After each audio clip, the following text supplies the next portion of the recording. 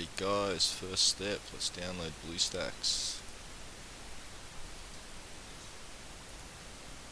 I always go for Bluestacks 5 Beta Edition, it just seems to run smoother. Install that onto your computer. I've already done it, not going to do it again. Once it's there, you'll get Bluestacks 5 and the multi-instant manager. Load up the multi-instance manager. As you can see, these are all the accounts I've already created in the past.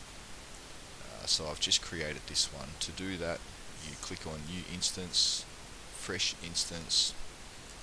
I always just give it as many cores and RAM that your PC can handle per one. 320, and here we can create several windows. So we can go 1 through to 5. Then you just click Create. As it creates, it'll fill into here, and it will go from Bluestacks 1 through to 2, 3, 4, 5, however many you do. So I'm up to number 11. Once you've created it, the first step's the pain because you have to click on each one, start it, and create an email address for that account.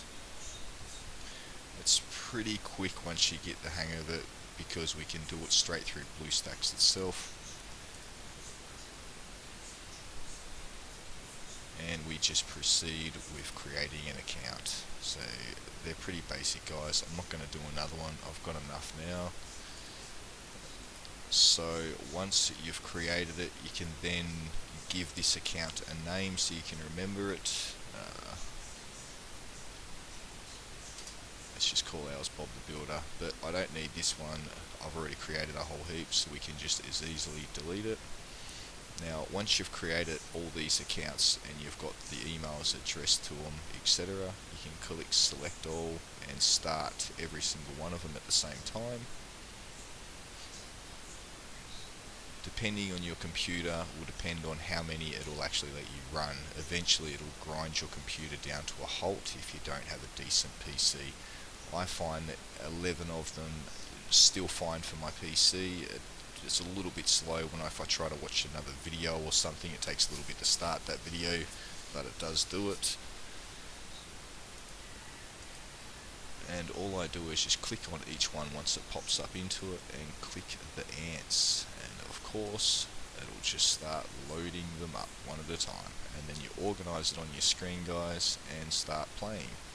It's pretty simple. Like I said, the first initial part is the hardest, the setup. Alright, so let me just also show you can select all back in this manager, and you can stop every single one of them and close them all with just a little click there as well. Makes it nice and quick to shut them all down at the end of the night. One last thing that we can show you would be the macros.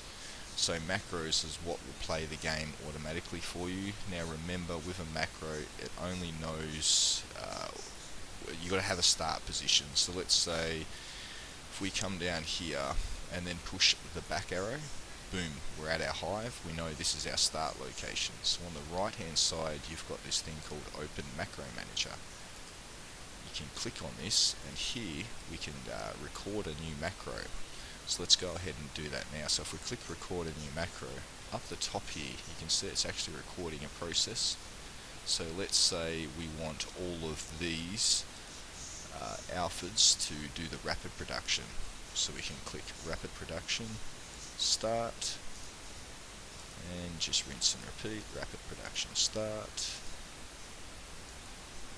rapid production, start. So we can just keep going around and doing this action, and as you can see it's still recording every click that we do. So let's just keep doing that. Okay, now let's say that's enough and click stop. You can see the new macro 4 has been created for us. So now with these macros you can actually click play and it will repeat what we've just done. So remember that you need to go back to the start location of where this macro first took place. So let's just come down here, click the back, now we're centered again. I'm going to push play on that macro, and you'll see after a certain amount of time, because we did have a pause here while I was explaining it to you guys, it will actually replicate my exact clicks that I've already done in the game. So here we go.